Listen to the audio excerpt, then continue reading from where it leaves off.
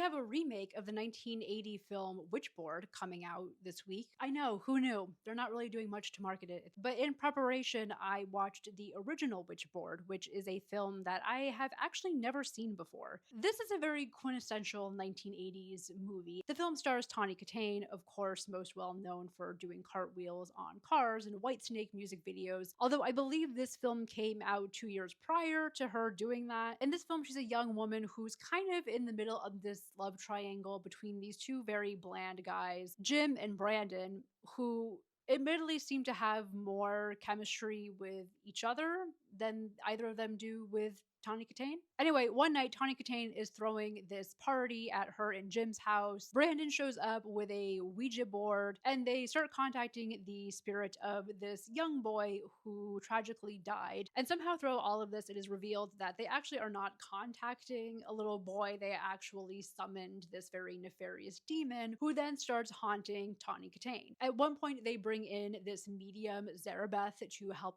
them do an exorcism of Tawny Kitaen's apartment and get the demon out of there. Zarabeth feels like she's a character from a completely different film. Should we hold hands or something?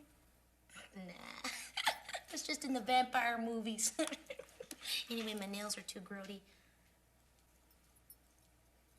She was honestly my favorite. I loved her so much. Overall, I did not find this film scary, like, at all. The 1980s feel is cute and kind of keeps you going for a while. You can kind of get into the vibes of it. However, I feel like by the end of the second act, going into the third act, the film just really started to drag. The acting is atrocious. It's not that great. It's not presenting us with anything new. It's clearly a film that was trying to ride off a trend at the time with the hopes of making a lot of money, as was the goal for a lot of horror films of this decade. I also found it hilarious that at a certain point, Tawny Kitaen is getting possessed and she's becoming crabby and she's swearing, just becoming a totally different person. And at first, they think that these are signs of pregnancy. And I had a good LOL moment at the film, very blatantly saying that symptoms of pregnancy and demon possession are essentially the same thing. It's cute, but it's not great. And I do think there is room here for a remake to expand on some of the ideas that are presented in the film. If you're interested in watching Witchboard, I watched it for free through Amazon Prime, but I believe it's also on Tubi for free. If you've seen this film, let me know what you think of it in the comments.